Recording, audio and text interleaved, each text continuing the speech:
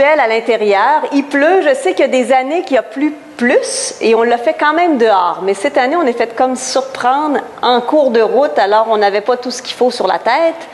Alors, on va faire notre rituel à l'intérieur. Alors, merci d'être là pour souligner avec nous autres le lien entre l'environnement, la santé, les saines habitudes de vie. On vous a demandé cette fois-ci d'apporter une roche, une pierre, qui est un élément important pour vous, dans votre vie, quelque chose de significatif. Au nom du Père, et du Fils, et du Saint-Esprit. Amen. Nous avons apporté une roche, puis j'ai réfléchi longtemps, qu'est-ce qu'on va faire avec cela? J'en sais une partie, puis on va voir une autre partie après. Je vous ai apporté... Je l'ai depuis 3 ans avec moi. C'était la seule roche que j'ai amenée d'Israël. Je dis, ça sera la bonne occasion. Hein? On dit qu'on est des pierres de fondation. J'ai dit, c'est la bonne occasion de sortir ma pierre aujourd'hui. Là. Une pierre, pour moi, est un peu rare. C'est la seule que j'ai de ce pays-là. Hein? Et je vais la rassembler avec vos roches pour justement que ça fasse ensemble une unité, un temps. Qu'un petit grain de poussière, je crois souvent que je peux faire tourner le vent et que je suis libre de tous mes possibles. Exactement à l'endroit où les chercheurs ont découvert que Charlevoix était une météorite. Et puis, vu que sa thèse s'intitulait « Ruines et météores », un matin, je l'ai fait, puis un matin à 4 heures, ça m'a réveillée, puis ça ne sert à rien, il fallait que j'aille. On avait 2 chalets, nous, quand on était dans notre enfance, 2 chalets de famille. Il y en a un qu'on a rénové. Puis il y en a un autre qui est vraiment en ruine. Puis Jean-Claude a passé une partie de son adolescence dans ce chalet.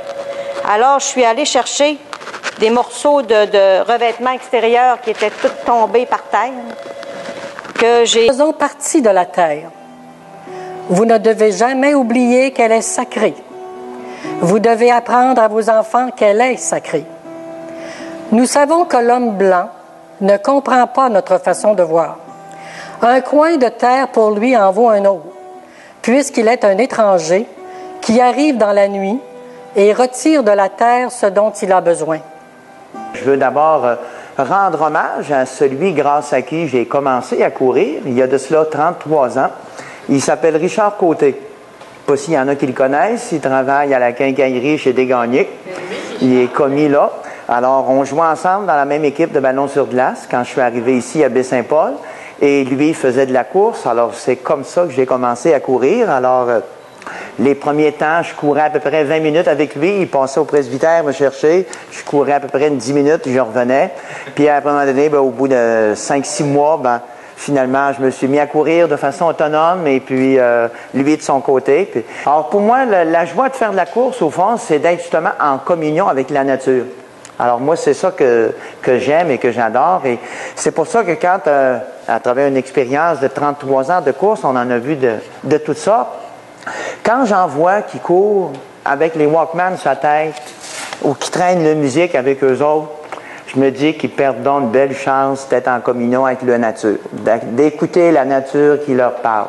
Je l'avais déjà essayé quand j'étais allé faire un voyage pour aller voir les Nordiques à New York, il y a plusieurs années, un voyage organisé par le fan club des Nordiques, où je m'étais acheté dans le temps c'était un Walkman, puis quand j'étais revenu de là, dans ma course, je portais ça, mais l'inconvénient que ça fait, c'est qu'on n'est plus à l'écoute de notre corps. On fait rien que suivre la musique, mais on ne suit plus le rythme de notre corps. Ce qui fait que finalement, je m'apercevais au bout de à peu près 1 mois ou 2 que j'étais toujours fatigué. Au lieu que normalement, la course, c'est supposé nous aider à bien relaxer puis à être en meilleure forme. Et je me suis aperçu finalement que c'était ça qui causait cette difficulté-là. J'ai arrêté à partir de ce moment-là, d'avoir n'importe quelle musique sur la tête pour aller courir. La seule musique, c'est la musique des oiseaux, c'est la musique de la nature, de toutes les... Puis je pense au fond que c'est un peu ça l'expérience que je vis, une communion avec la nature et une communion avec Dieu tout en courant, tout en étant en forme. Et en même temps, ça développe le souffle aussi, hein, Ça m'aide, en tout cas pour moi, à être beaucoup plus calme devant toutes les situations. Alors, c'est vraiment l'expérience, moi, que m'amène, en tout cas, le fait de faire de la course puis d'être en forme physique. Ça influence vraiment tout le reste du travail, tout le reste de ce que j'ai à accomplir dans mon quotidien. Bonsoir. Les chemins de Compostelle, moi, c'était un vieux rêve de plusieurs années, depuis les débuts des années 2000 que je rêvais de faire les chemins de Compostelle. Et à un moment donné, au printemps 2010, ben, j'ai dit là, au lieu de dire un jour, je le ferai, j'ai arrêté la date. J'ai dit automne 2011, moi, je fais les chemins de Compostelle, seul ou avec d'autres, je le fais. Le chemin de Compostelle, ça existe. Donc, il y avait des flèches jaunes qui étaient là depuis des années et on devait suivre simplement des flèches, soit qui étaient sur des bornes, soit qui étaient après des poteaux, après des maisons. Il y avait toujours une flèche jaune. Donc, il fallait nous suivre les flèches. Des fois, on ne trouvait pas la flèche, on la perdait, mais on finissait par la retrouver un petit peu plus loin ou avec nos guides et tout ça. Donc, c'était vraiment le chemin avec ces flèches-là qui faisait qu'on avançait et qu'on arrivait au bout. Tout le long de l'Espagne, il y avait ces flèches-là qui nous amenaient jusqu'au bout. Alors, on va vous montrer un petit bout de vidéo, puis on va continuer à vous parler.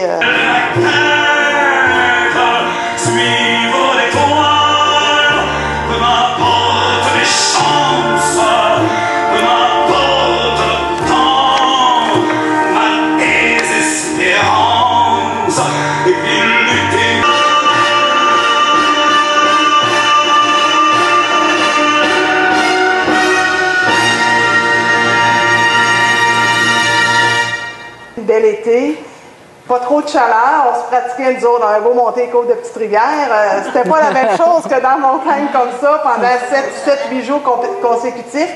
Et de plus, la chaleur là-bas, ça frisait le 42-43 en plein soleil, ça nous tapait sur la tête.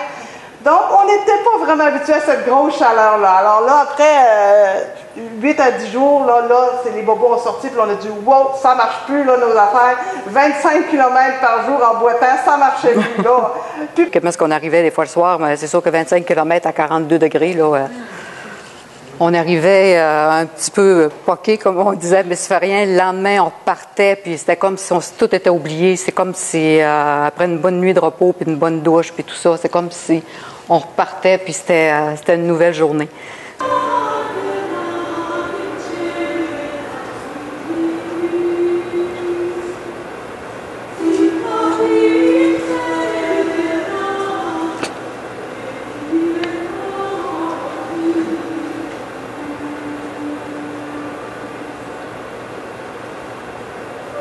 Alors là, j'ai un moment émouvant, autant je pense avec nos conférenciers, parce que l'exercice physique, ça rend jeune. Donc, vous êtes 3 beaux jeunes, vraiment des jeunes de cœur, et c'est ça qui fait la différence.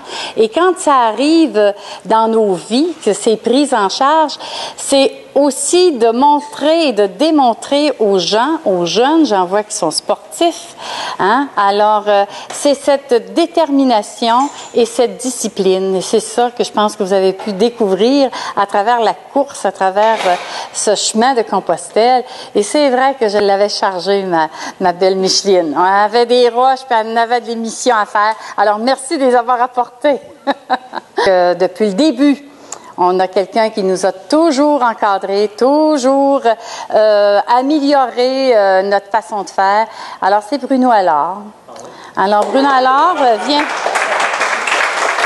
me rejoindre. On voulait te dire, parce qu'on sait que c'est sur le départ, là, le départ s'en vient. C'est la dernière pour la vigile, en tout cas. Oui, mais j'espère que tu vas revenir.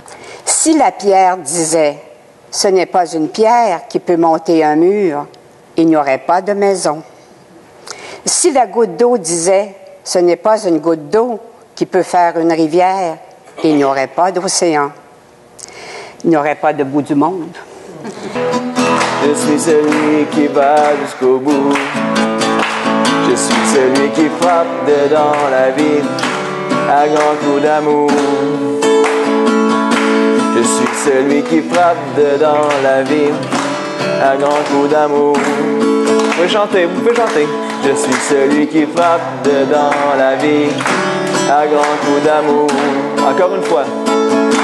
Je suis celui qui frappe dedans la vie à grands coups d'amour.